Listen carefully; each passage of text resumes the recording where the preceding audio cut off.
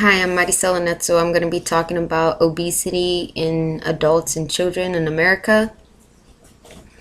The issue that we allow people to be fine with being obese, and it's not okay when you stop and think of who you are actually hurting, not just yourself. Stop being selfish. You're not just hurting yourself, but you're hurting, if you have children, you're hurting your children. You're hurting the world because people see you and children see you on a day-to-day basis and think it's okay, and it's not.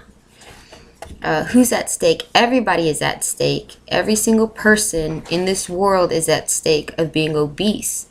If you aren't eating right and you're not exercising, if you're intaking too many calories that you aren't burning off for one day, then yes, your body's going to store it as fat.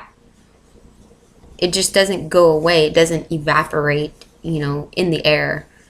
A lot of the times, children are victims of obesity or being obese because their parents are obese and they live in a home where it's okay. And it's not. When we as parents, if we have children, should be teaching our children what to eat or how to eat, what's okay to eat, stuff like that. That's what we were made parents for. This is important to me because everywhere you look, you have people, to include children, overweight, while everyone has an excuse as to why they are overweight, or blaming somebody else for what you chose to put in your body. Nobody chose to put that in your body or to make you eat whatever you ate, or continuously excessively eating the same stuff over and over. You can't go eat Burger King and go eat McDonald's and go eat Taco Bell and all this other fast food on a day-to-day basis and think that you're not going to be overweight, because you are. Well, the world blames everybody. Those who are obese blames everybody else for being obese, when the fact of the matter is, I'm sorry to tell you, but you need to look in the mirror and take responsibility for what you allow to put into your body, because it's nobody else's fault but your own. Instead of allowing the food to direct your path in life, that's the meat and potatoes of being obese. A lot of people are so fixated on a skinny pill, or these social media diets where, oh, well, this celebrity is doing this. But in actuality, what they don't say is they have a personal trainer that is training them every day, working out with them, or they're doing yoga, or they have a personal chef that fix their meals every day. Well, I'm sorry, most of America is not rich, and we do not have that. So it's our responsibility to educate ourselves on how to eat correctly, how to eat healthy, and live a healthier life. The reason why it is very important for me is I have a child of my own. And not only do I live a healthy life just for myself, but also for my child. My daughter looks at me. She's 6 years old. She sees mommy working out. She wants to work out. I don't make her work out, but that's what she wants to do because she sees me do it. And I hope that when she gets older or grows up, that she has friends that see her who likes to exercise, that they'll jump in and they want to do exercise because they want to be her friend and understand what is good to eat and what's not good to eat. So America, you just need to stop making excuses for being lazy and not making a change in your own life, because nobody else is going to do it for you. You have to do it for yourself. This should be important to everybody, for the simple fact that children suffer because parents are obese, or parents use food food and TV as a babysitter. You need to help show them how to live a strong, healthy life. Some of the issues that come with being obese as an adult, just to give you some facts, more than 1/3, which is roughly 34.9% or 78.6 million of U.S. adults are obese. 78.6 million. That is a lot of people. If that doesn't help reasons why you should want to eat and live healthy, I can give you a list of things as to why you should want to live healthy.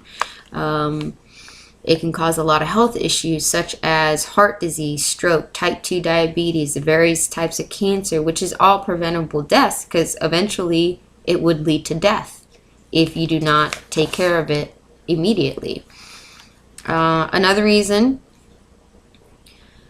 most of you like money, right? I know I do. I like money. So I want to try to keep as much money in my pocket as I can. So when you think of $1,429 in a year that a person who has obese or suffers from obesity will have to spend more, that much more money in medical expenses than somebody who doesn't. $1,429, that's a lot of money. That if you're obese, you will end up spending more than somebody who's not obese. And these facts are just a bit from 2008. I have a chart from 2013 which shows some of the states and their percentage in overweight. Excuse the phone. I'm sorry, I don't have a chart. But if you look, the red, the dark red is the highest, the orange is the next highest, yellow is the third highest, and then you got the green. Well, I come from the state of Texas, and we're in orange. So that's between 30 and 35% of Americans who are in that state who suffer from obesity. That's a lot of people. So we're going to go to children. Child obesity is about 17% or 12.7 million between the ages of 12 and 19 or have suffered from obesity. That's quite a bit of kids. Based on research, it is said that child obesity has a lot to do with the head of household, depending on race, age, sex, and education level. I'm not going to go too much into race or sex or age or education level because the fact of the matter is there is child obesity in this world, and it is all of our responsibility to help alleviate as much of the obesity from children as possible. Either if we're teachers or if we're just neighbors or friends, it's our responsibility, it's everybody's responsibility to help these children understand that there is a healthier way of life, not the easy way of life.